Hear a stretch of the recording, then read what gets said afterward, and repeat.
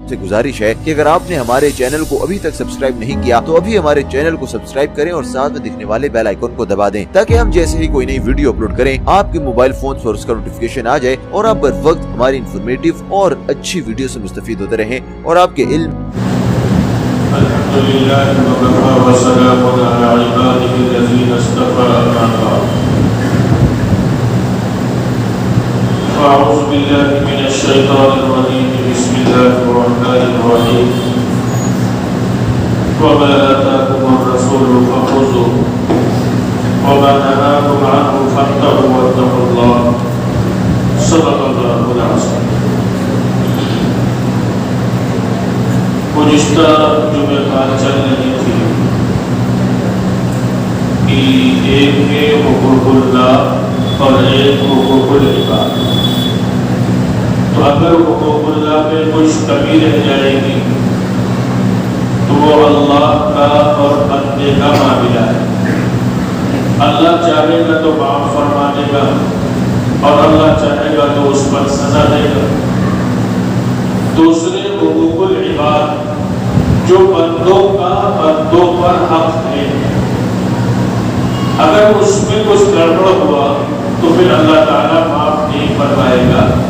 بلکہ اللہ تعالیٰ بندوں سے ان کے حق کو دلوائے گا۔ مثال کے طور پر ہمارا کسی کے ذمے کوئی حق ہے اور ہم نے اس حق کو ادا نہیں کیا اور اسی حال میں دنیا سے ہم چلے گئے، تو کل قیامت کے دن وہاں بدلہ کیسے دلوایا جائے گا؟ جو کہ وہاں پیسے تو ہوں گے، روپے تو ہوں گے نہیں کہ کام چل جائے، تو وہاں پر جو بدلہ دلوایا جائے گا تو اس کی ایک شکل تو یہ ہوگی کہ اگر ہمارے نام اعمال میں کچھ نیکیاں تو وہ نیکیاں اس کو دے دی جائیں گی جس کا ہم پر حق تھا اور ہم نے دنیا میں ادا نہیں کیا، اور اگر ہمارے پاس نیکیاں نہیں تو صاحب حق کے جو گناہ ہوں گے وہ ہمارے نام اعمال میں ڈال دیے جائیں گے۔ تو گویا وہاں حق کی ادائیگی کی جو شکل ہوگی وہ حق کی ادائیگی کی شکل اعمال کی بنیاد پر ہوگی، اعمال سے اس کو پورا کیا جائے گا۔ ایک تو ہم یہ سوچیں کہ ہمارے نام اعمال ہیں کتنے، نام اعمال میں نیکیاں کتنی، ہم نے دنیا کے اندر خیر کے اور بھلائی کے کتنے کام کیے، اور پھر خیر اور بھلائی کے وہ کام اللہ کے یہاں قبول ہوئے بھی کہ نہیں ہوئے۔ ایک تو خیر کے کام کرنا ہوتا ہے اور کرنے کے بعد یہ ہے کہ وہ اعمال اللہ کے یہاں قبول ہو جائے، ان اعمال کو اللہ اپنی بارگاہ میں قبول کر لے۔ اور ایک تو یہ کہ ہم نے خیر کے کام کیے لیکن اس میں کمی اور کوتاہی رہ گئی ہو اور وہ اعمال ہمارے مردود کر دیے جائیں، رد کر دیے جائیں، ریجیکٹ کر دیے جائیں، تو پھر وہ تو آخرت میں جوڑے نہیں جائیں گے۔ آخرت میں جو اعمال جوڑے جائیں گے تو وہ اعمال وہ جوڑے جائیں گے جو اللہ کے یہاں مقبول ہوں گے۔ تو ایک تو ہمارے نام اعمال میں اعمال کتنے ہوں گے، پھر مقبول اعمال کتنے ہوں گے، اور پھر ان مقبول اعمال میں سے اگر ہمیں اپنے عمل دینے پڑ جائے تو بچے گا ہمارے پاس کیا؟ تو اس لیے کوشش ہماری یہ ہونی چاہیے کہ ہمارا دنیا کا معاملہ دنیا ہی میں ختم ہو جائے، دنیا کے جھگڑے اور دنیا کے حقوق وہ ہمارے ساتھ نہ جانے پائیں۔ اور پھر رمضان کا بابرکت مہینہ، اس مہینے میں جو عبادتیں کی جائیں گی اللہ کی رحمت بارش کی طرح برستی ہے، تو پہلے ہم بندوں کے حقوق کو ادا کر لیں۔ اگر ہم نے کسی پر ظلم کر رکھا ہے تو ہم اپنے ظلم سے باز آئیں۔ اگر ہمارے کچھ معاملات کسی سے ہیں تو ان معاملات کے حقوق کی ادائیگی ہم کریں۔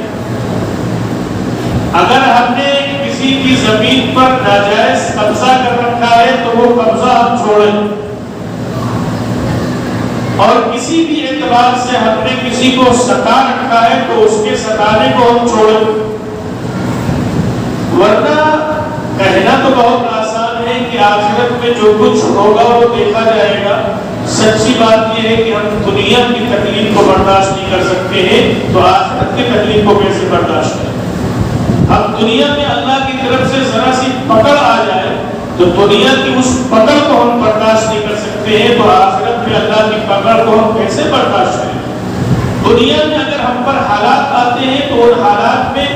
تسلی دینے کے لیے دنیا کے افراد موجود ہوتے ہیں، ہمارے خاندان گھر کے لوگ ہوتے ہیں، دوست احباب ہوتے ہیں، رشتہ دار ہوتے ہیں جو ہم کو تسلیاں دیتے ہیں، لیکن آخرت میں کوئی نہیں ہوگا،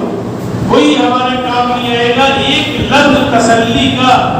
جملہ کہنے والا کوئی نہیں ہوگا۔ تو ہم آخرت کا معاملہ اتنے ہلکے میں کیسے چھوڑ دیتے ہیں؟ اس لیے آخرت ہمارے ذہنوں میں رہے، اللہ کے سامنے کھڑے ہونے کا استحضار ہمارے ذہنوں میں رہے کہ ہم اللہ کے سامنے کھڑے ہوں گے، اللہ کے یہاں ہمیں جواب دہی کرنی ہوگی، اور اس کے بعد میں جو بندوں کے حقوق ہم پر ہیں ان کی ادائیگی کی ہم دنیا کے اندر کوشش کر لیں کہ ادا ہو جائے، ورنہ آخرت میں اگر نام اعمال میں سے نیکیاں دینی پڑی تو یہ سمجھ لیں کہ کہیں ایسا نہ ہو کہ آخرت میں ہمارا اعمال نامہ نیکیوں سے خالی ہو، اور اگر اعمال نامہ نیکیوں سے خالی ہوگا تو پھر ہمارا ٹھکانہ کیا ہوگا، ہماری رہائش کہاں ہوگی، ہم کو ڈالا کہاں جائے گا؟ تو اس لیے بظاہر لگتا ہے کہ ہم نے دنیا میں آج کیا کہتے ہیں، کسی کو بیوقوف بنانا، کسی کو دھوکہ دینا، ہم سمجھتے ہیں کہ ہم بہت عقل مند ہیں، ہم نے اس کو بیوقوف بنا دیا، ہم نے اس کو دھوکہ دے دیا۔ لوگ یہ سمجھتے ہیں کہ بڑا ماہر آدمی ہے، وہ کیسے دنیا والوں کی آنکھ میں دھول جھونک کے اور کام نپٹا لیں گے، لیکن میرے دوستوں کرامن کاتبین، لکھنے والے فرشتے جو ہمارے اعمال نامے کو لکھ رہے ہیں، کیا ہم ان کو دھوکہ دے سکتے ہیں؟ کیا ہم ان کی آنکھوں میں دھول جھونک سکتے ہیں کہ وہ ہمارے اعمال نامے میں ہمارے کرتوتوں کو اور ہمارے کیے ہوئے کاموں کو وہ ہمارے اعمال نامے میں نہ لکھیں؟ کیا ان کے ہاتھ کو ہم روک سکتے ہیں؟ نہیں کر سکتے میرے دوست۔ ہماری ہر چیز کو جو کرامن کاتبین اللہ نے متعین فرمائے، دو فرشتے متعین فرمائے ہیں، وہ ہماری ہر چیز کو ہمارے نام اعمال میں لکھ رہے ہیں۔ اس لیے ہم دنیا کے لوگوں کو دھوکہ دے سکتے ہیں، ہم دنیا کے لوگوں کو مطمئن کر سکتے ہیں، لیکن میرے دوستو کل قیامت کے دن جب وہ ہمارے اعمال نامے اللہ کے دربار میں کھولے جائیں گے اور لکھنے والے فرشتے ہوں گے جنہوں نے جھوٹ نہیں لکھا ہوگا، جنہوں نے زیادہ نہیں لکھا ہوگا، اس کو ہم جھٹلا نہیں پائیں گے اور اس سے ہم راہ فرار اختیار نہیں کر پائیں گے جو فرشتوں نے اعمال نامے میں لکھا ہوگا۔ اس لیے حضور پاک علیہ الصلوۃ والسلام نے ارشاد فرمایا تھا، الکیس من دان نفسہ وعمل لما بعد الموت، کہ عقل مند وہ ہے کہ جو موت کے بعد جو چیزیں کام آنے والی ہیں ان چیزوں کو موت سے پہلے کرنے والا بن جائے، وہ ہے عقل مند۔ اور یہ عقل مندی کی دلیل اور عقل مندی کا سرٹیفکیٹ کس نے دیا تھا؟ جناب رسول اللہ صلی اللہ علیہ وسلم نے فرمایا کہ جو اعمال آخرت میں کام آنے والے ہیں ان اعمال کو انسان دنیا کے اندر موت سے پہلے کر رہا ہے تو پیارے آقا فرما رہے ہیں وہ تو ہوگا عقل مند۔ اور ہم کیا کہہ رہے ہیں کہ جو دوسروں کو دھوکہ دے دے، جو دوسروں کا مال ہڑپ کر لے، جو دوسروں کی زمینوں پر ناجائز قبضہ کر لے، ہم سمجھتے ہیں وہ کتنا عقل مند ہے، کس طریقے سے جو ہے وہ اس نے جو ہے وہ دوسروں کو دھوکہ دے دیا، اس کو عقل مندی ہم تصور کرتے ہیں۔ لیکن سوچیں ہم آخرت کے اعتبار سے اللہ کی پکڑ کے قریب ہو، اور جب اللہ کی پکڑ آئے گی اور جب اللہ کی گرفت ہوگی تو پھر میرے دوستو آخرت میں اللہ کی پکڑ سے، اللہ کی گرفت سے، اللہ کے عذاب سے ہمیں کوئی بچا نہیں پائے گا۔ اس لیے حقوق العباد میں کوئی سمجھوتا نہ ہونا چاہیے۔ بظاہر لگتا ہے کہ اگر ہم نے کسی پر ظلم کیا، کسی پر زیادتی کی، کسی کو تکلیف پہنچائی اور اگر ہم نے اس سے معافی مانگ لی تو ہم یہ سمجھتے ہیں کہ ہماری ناک کٹ جائے گی، لیکن پیارے آقا سیدنا محمد رسول اللہ صلی اللہ علیہ وسلم نے ارشاد فرمایا، من تواضع للہ رفعہ اللہ، جو شخص اللہ کے لیے اپنے آپ کو جھکا دے گا، جو شخص اللہ کے لیے اپنے آپ کو چھوٹا کر لے گا، رفعہ اللہ، اللہ کے پیغمبر فرما رہے ہیں کہ اللہ اس کو بلند کر دے گا۔ اگر ہم نے اللہ کے لیے اپنے آپ کو چھوٹا کر لیا، اگر ہم نے اللہ کے لیے اپنے آپ کو جھکا دیا اور ہم نے معافی مانگ لی اپنے ناجائز کاموں کی، اپنے ظلم و زیادتی کی، تو اللہ کے پیغمبر فرمائے فقط رفعہ اللہ، اللہ اس کو بلند فرما دے گا۔ اور جس نے جھوٹی آن اور جھوٹی شان و شوکت کے لیے اپنی ضد پر اڑا رہا، تو کیا فرمایا پیارے آقا نے فرمایا کہ پھر اس کا حال یہ ہوگا کہ وہ اپنی نگاہ میں تو بڑا ہوگا، آقا فرما رہے کہ وہ اپنی نگاہ میں تو بڑا ہوگا لیکن وہ اللہ کی اور مخلوق کی نگاہ میں خنزیر سے بھی بدتر ہوگا۔ لوگ اس کے ڈر کی وجہ سے اور اس کے شر سے بچنے کی وجہ سے اس کے ساتھ تو کوئی وہ نہیں کریں گے، لیکن صرف اس کے شر کی وجہ سے اس سے اپنے آپ کو بچانے کی کوشش کریں گے۔ اس لیے حقوق العباد کا معاملہ وہ دنیا ہی میں اگر ختم ہو جائے اور برابر سرابر ہو جائے تو ہم سمجھتے ہیں کہ یہ آسان معاملہ ہے، اور اگر حقوق العباد ہم دنیا میں ساتھ ساتھ لے کر چلے گئے تو بڑا نقصان ہو جائے گا۔ پتہ نہیں ہمارے نام اعمال میں کتنی نیکیاں ہوں، پھر وہ نیکیاں اللہ کے یہاں قبول ہو کہ قبول نہ ہو، اور پھر ان نیکیوں کو دینا پڑے، اور اگر نیکیاں نہ ہو تو کسی کا گناہ اپنے سر لینا پڑے، یہ کتنا بڑا بوجھ ہوگا۔ ہم شاید آخرت میں اپنا بوجھ اٹھا نہیں پائیں گے، اور چل جائے کہ لوگوں کا بوجھ ہم کو اٹھانا پڑے تو یہ بڑی سخت ذمہ داری کی بات ہوگی۔ دوسرے یہ کہ رمضان المبارک کا بابرکت مہینہ آ رہا ہے،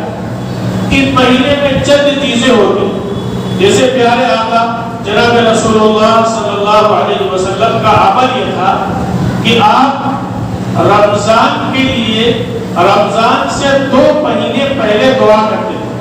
جب رجب کا چاند دیکھتے تھے تو حضور پاک علیہ السلام دعا فرماتے تھے اللہم بارک لنا فی رجب و شعبان وبلغنا رمضان، کہ اللہ رجب اور شعبان کے مہینوں میں برکت عطا فرما اور ہمیں رمضان تک پہنچا دے۔ یہ کون دعا کر رہا ہے؟ امام الانبیاء سیدنا محمد رسول اللہ صلی اللہ علیہ وسلم اس کی دعا کر رہے ہیں 2 مہینے پہلے سے۔ کیوں؟ رمضان کا مہینہ نیکیوں میں اضافے کا مہینہ ہوتا ہے، نیکیوں کی بڑھوتری کا مہینہ ہوتا ہے۔ اگر کسی نے ایک نفل ادا کیا تو اس کو ایک فرض کا ثواب ملے گا، اور اگر کسی نے ایک فرض ادا کیا تو اس کو 70 فرضوں کا ثواب ملے گا۔ تو یہ نیکیوں کا بھاؤ گویا اس مہینے میں بڑھ جاتا ہے۔ اس لیے حضور پاک علیہ السلام 2 مہینے پہلے سے دعا کرتے تھے کہ اللہ ہمیں رمضان تک پہنچا دیجیے۔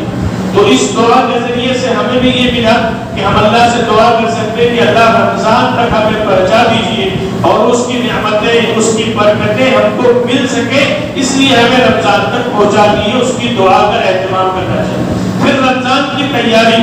حضور پاک علیہ السلام کس انداز سے کرتے تھے کہ بکثرت یہ مہینہ جو شعبان کا مہینہ چل رہا ہے جس کی آج 26 تاریخ ہے، اس مہینے میں بکثرت جناب رسول اللہ صلی اللہ علیہ وسلم روزہ رکھتے تھے رمضان کی تیاری کی وجہ سے۔ حدیث میں آتا ہے کہ آپ اتنے روزے کسی اور مہینے میں نہیں رکھتے تھے جتنے روزے آپ شعبان کے مہینے میں رکھتے تھے۔ تو ایک دعا کا اہتمام کرتے تھے، تو ہمیں بھی دعاؤں کا اہتمام کرنا چاہیے رمضان سے پہلے کہ اللہ ہمیں رمضان تک پہنچا دیجیے، اور رمضان میں ہمیں عافیت سے رکھیے تاکہ رمضان کی برکتوں سے ہم فائدہ اٹھا سکیں۔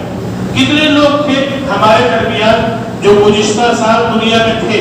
لیکن آج وہ نہیں ہے دنیا کے، آج وہ اپنی قبروں میں چلے گئے۔ پتہ نہیں ہم رمضان تک رہیں گے یا رمضان ہم کو ملے گا کہ نہیں ملے گا۔ کتنے لوگ ایسے دنیا میں تھے پچھلے سال یا اب بھی ہیں جو وہ صحت مند تھے، رمضان کے مہینے میں روزہ رکھتے تھے، تراویح پڑھتے تھے اور خیر کے کام کرتے تھے، لیکن اب جو رمضان آنے والا ہے اللہ نے ان کو معذور کر دیا،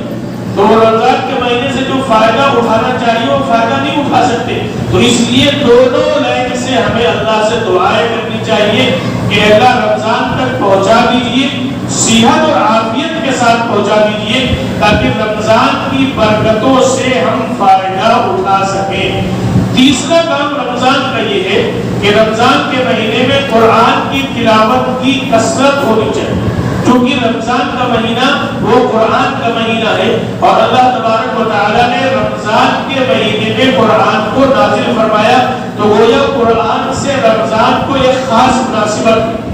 تو اب رمضان کے مہینے میں قرآن کی تلاوت، تو اس کے لیے پہلے سے تیاری کرنی پڑے گی نا۔ دنیا میں اگر ہم کوئی کام کرنا چاہتے تو اس سے پہلے منصوبہ پلاننگ، اس کا عمل پہلے سے شروع کر دیتے، تو اس لیے رمضان میں قرآن کی تلاوت حافظ جو بھی ان کو سنانا ہوگا تو وہ پہلے سے تلاوت کا اہتمام کر دیتے ہیں، تو رمضان سے پہلے 2-4 دن جو رہ گئے تو ابھی سے تلاوت کا اہتمام شروع کریں، ایک معمول بنائیں کہ رمضان کے مہینے میں تاکہ تلاوت کا کرنا ہمیں آسان ہو جائے۔ چوتھی بات یہ کہ 2 چیزیں ہیں جو ہمارے ساتھ ہمارے دشمن، ایک تو ہمارا نفس ہمارا دشمن، اور دوسرے ہمارے ساتھ شیطان لگا ہوا ہے جو ہمارا دشمن، اور دونوں چیزیں ہم کو نیکیوں سے ہٹانے کی کوشش کرتے ہیں۔ تو اللہ تعالیٰ نے رمضان کے مہینے میں بندوں کے لیے یہ معمول بنایا کہ سرکش شیاطین کو اللہ قید کروا دیتے ہیں تاکہ وہ بندوں کو بہکا نہ سکے، اللہ کے بندوں کو وہ بہکا نہ سکے۔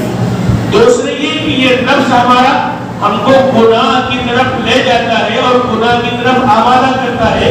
تو اللہ نے روزہ اس لیے دیا تاکہ جب نفس بھوکا پیاسا رہے گا تو نفس مغلوب ہو جائے گا، گناہ کرنے کی سخت اس کے اندر کم رہے گی، اسی لیے بھوکا اور پیاسا رکھا جاتا ہے۔ چنانچہ احادیث میں آتا ہے کہ اگر کسی کو نکاح کرنے کی وسعت نہ ہو، یعنی اگر اس کے پاس اتنے وسائل نہ ہو کہ وہ اپنی بیوی کا نفقہ یا خرچ اٹھا سکے،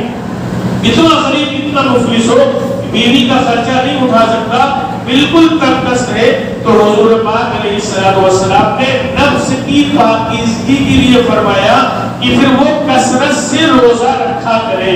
اگر نکاح نہیں کر سکتا تو کثرت سے روزہ رکھا کرے تاکہ اس کا نفس اس پر غالب نہ ہو سکے، اس کا نفس مغلوب ہو جائے تاکہ اس کو برائیوں کی طرف نہ لے جا سکے۔ تو روزے کے اندر یہ تاثیر ہے اور روزے کے اندر یہ خاصیت ہے کہ وہ نفس کو مغلوب کر دیتا ہے، اور گناہ کا جو زور ہے وہ گناہ کا زور جو ہے وہ کم پڑ جاتا ہے، کمزور پڑ جاتا ہے۔ اس لیے احادیث میں فرمایا کہ یہ چند چیزیں ہیں، تو اب گناہ کو چھوڑنا ہے رمضان کے مہینے میں، تو اب اس کے لیے کیا کرنا پڑے گا؟ ابھی سے اپنے آپ کو گناہ کو چھوڑنے کی عادت ڈالنی پڑے گی، اپنے نفس کو اپنی آنکھ کے گناہ جو ہم سے ہوتے ہیں اس سے بچانا پڑے گا، کان کے جو گناہ ہوتے ہیں ان سے اپنے آپ کو بچانا پڑے گا،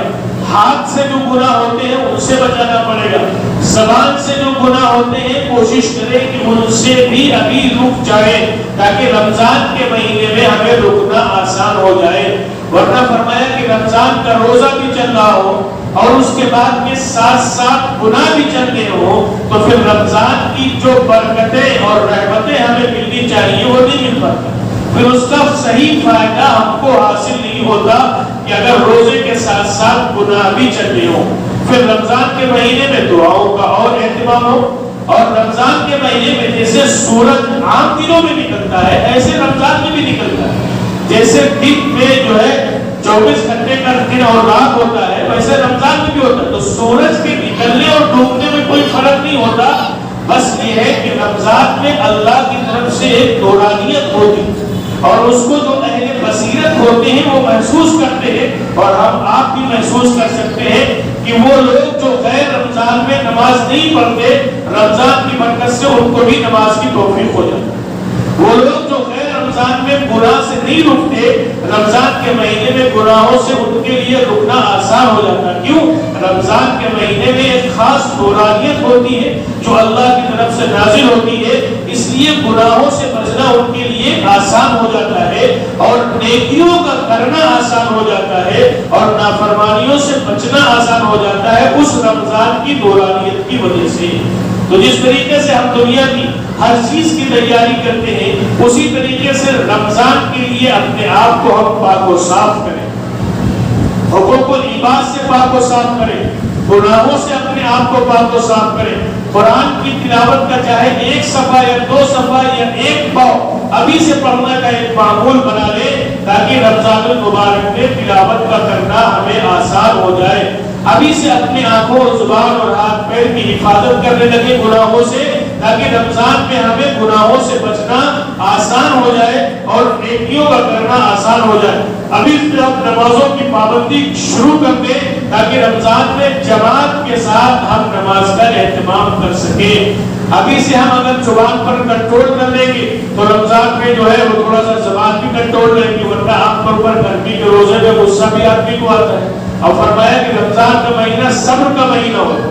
اور صبر کا بدلہ کیا ہے؟ پیارے آقا نے فرمایا کہ صبر کا بدلہ جنت ہے. جس نے صبر کیا تو اس کا بدلہ جنت ہے. اس لیے رمضان کی تیاری اور رمضان کا اہتمام یہ چند چیزیں ہیں جو رمضان میں کثرت سے کرنی چاہیے. قرآن کی تلاوت کا تو خوب اہتمام کرنا چاہیے. پھر ایک نیکی پر 10 نیکیاں ملتی ہیں، اور پھر رمضان کے مہینے میں کتنی ملیں گی؟ پھر تراویح کے اندر اگر بندہ جو ہے وہ قرآن کو پڑھے گا یا سنے گا تو ایک حرف پر کتنی نیکیاں ملیں گی؟ پھر ایک نیکیوں کا 70 گنا اضافہ ہوتا چلا جائے گا. تو اس لیے رمضان کے مہینے سے کی تیاری یہ ہے کہ گناہوں سے پاک و صاف رکھیں، اور اگر کسی کے حقوق ہم پر ہیں تو ان حقوق کی ادائیگی کی بھی ہم کوشش کریں. ورنہ فرمایا کہ جو ماں باپ کا نافرمان ہوتا ہے، جو ماں باپ کے دل کو دکھانے والا ہوتا ہے، وہ رمضان کی رحمتوں سے اور برکتوں سے صحیح طور سے فائدہ نہیں اٹھانے پاتا. جو شراب پینے والا ہوتا ہے وہ بھی رمضان کی اگر رمضان میں بھی نہیں چھوڑتا تو رمضان کی برکتوں سے فائدہ نہیں اٹھا پاتا. جو رشتے ناتوں کو توڑنے والا ہوتا ہے، قطع تعلق کرنے والا ہوتا ہے، وہ بھی رمضان کی برکتوں سے بہت فائدہ نہیں اٹھا پاتا. اور جس کے اوپر دوسروں کے حقوق ہوتے ہیں، جس نے دوسروں پر ظلم کر رکھا ہوتا ہے، جس نے دوسروں پر تنگ کر رکھا ہوگا، جس نے دوسروں کے حقوق اپنے ذمہ لے رکھے ہوں گے، ان کو ادا نہیں کیے ہوں گے، وہ بھی رمضان کی برکتوں سے صحیح معنوں میں فائدہ نہیں اٹھا سکتا. اس لیے یہ چند بے ترتیب باتیں تھیں جو گزشتہ جمعے بھی کہی گئی، اس جمعے بھی عرض کی گئی، تاکہ ہم حقوق کے ادا کرنے والے بن جائیں. اگر آپ شریعت اسلامی کا مطالعہ کریں کتابوں کے حوالے سے تو شاید 1/3 حصہ آپ کو ملے گا جس میں عبادات کا حکم دیا گیا ہو، اور 3/3 حصہ ایسا ہے شریعت کا جس میں حقوق العباد پر توجہ دی. بندوں کے حقوق ادا کرو جو تم پر ہیں، بندوں کے حقوق ادا کرو جو تم پر ہیں. 3/3 اس پر زور دیا گیا. معلوم یہ ہوگا کہ شریعت کا اصل نچوڑ یہی ہے کہ ہم ایک دوسروں کے حقوق ادا کرنے والے ہوں، ایک دوسروں پر ظلم کرنے والے نہ ہوں. آج جو